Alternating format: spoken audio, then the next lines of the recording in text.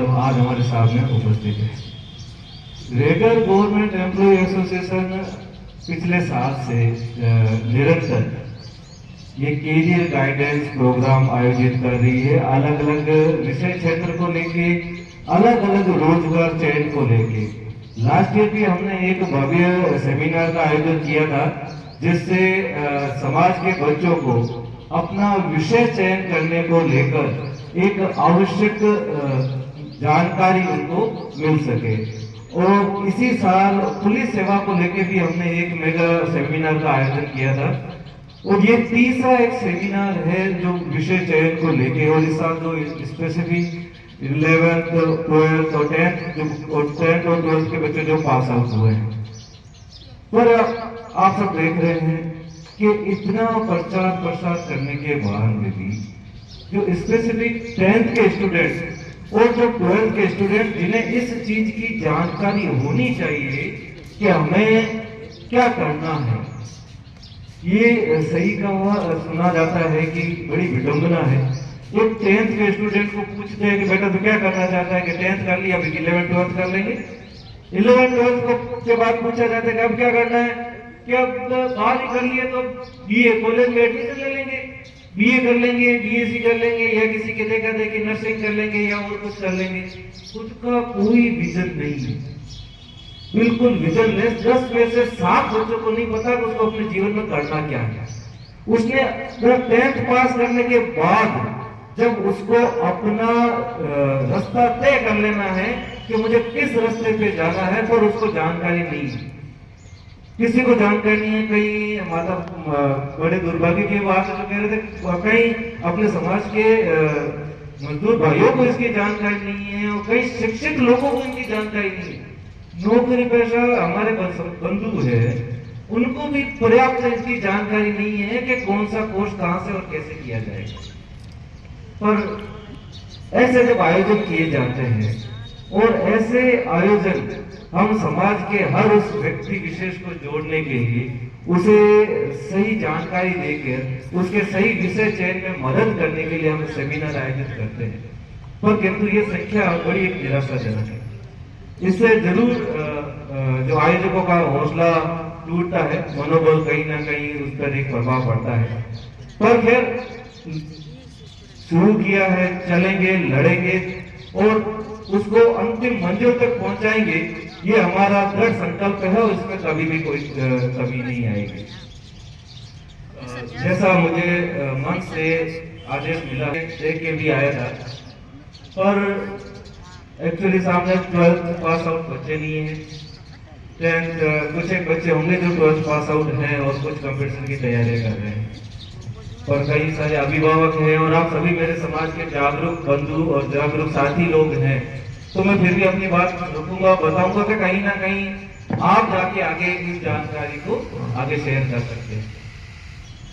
12th के बाद medical field में अगर आपको जाना है, चिकित्सा और स्वास्थ्य के क्षेत्र में अगर आपको बढ़ना है, तो 10th से आपको ये डिसाइड करना पड़ेगा कि आपको कौन सा सब्जेक्ट लेना है।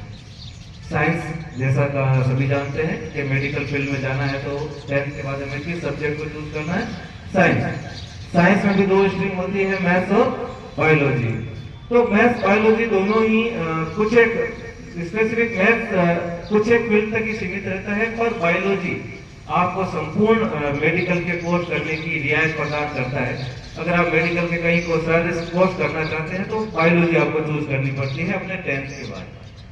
और 12th के बाद जब में शुरू हो जाता है, आजकल गवर्नमेंट काफी कुछ शिक्षा नीति के तहत कार्य कर रही है कि ये जो ट्रेंड है ना कि 12th के बाद क्या करेंगे, कॉलेज कर लेंगे, इस ट्रेंड को गवर्नमेंट खत्म करना चाहती है, और धीरे धीरे ये खत्म हो भी जाएगा।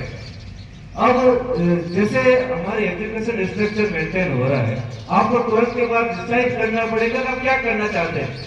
जनरल बीए बीएससी करने की आवश्यकता नहीं है, बीए बीएड या बीएससी बीएड कर सकते हैं। ये इसके अलावा आईटीईपी एक नया प्रोग्राम शुरू हो रहा है, जो 4 वर्षीय प्रोग्राम है आईटीईपी, तो वो आप कर सकते हैं।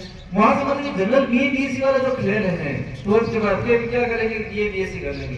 बीए बीएससी क्यों कर रहे हो नहीं पता, सब कर रहे हैं। बार एक बार क्या करनी है, तैयारी करनी होती है, बीए करनी होती है, बीएससी करनी होती है। क्यों? अपने को 12th के बाद ये चूज कर लेना होता है कि मुझे किस फील्ड में जाना है। तो वहां से अपने को सारे डिप्लोमा और सारे डिग्रीज कोर्स अपने को मिल जाते हैं।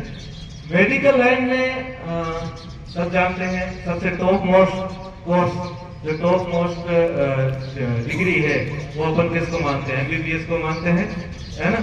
मेडिकल फील्ड की बात कर रहा हूँ सिर्फ मैं। तो टॉप मोस्ट कोर्स जो है एमबीबीएस है, और एमबीबीएस का सिलेक्शन प्रोसीजर क्या है? नीट के द्वारा है, सब जानते हैं।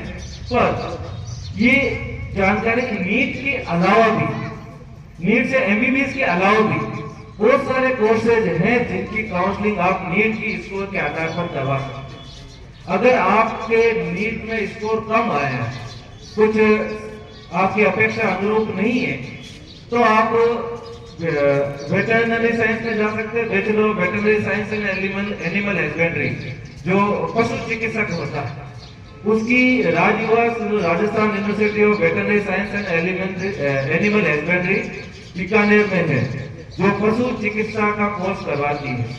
ये भी एक डॉक्टर की पोस्ट, डॉक्टर के इक्वली होता है। एमबीबीएस वो होती है और ये पशु चिकित्सक होता है। इसके आगे भी डॉक्टर लगता है, सेम ग्रेड पे है, सेम पे स्केल है, ठीक है।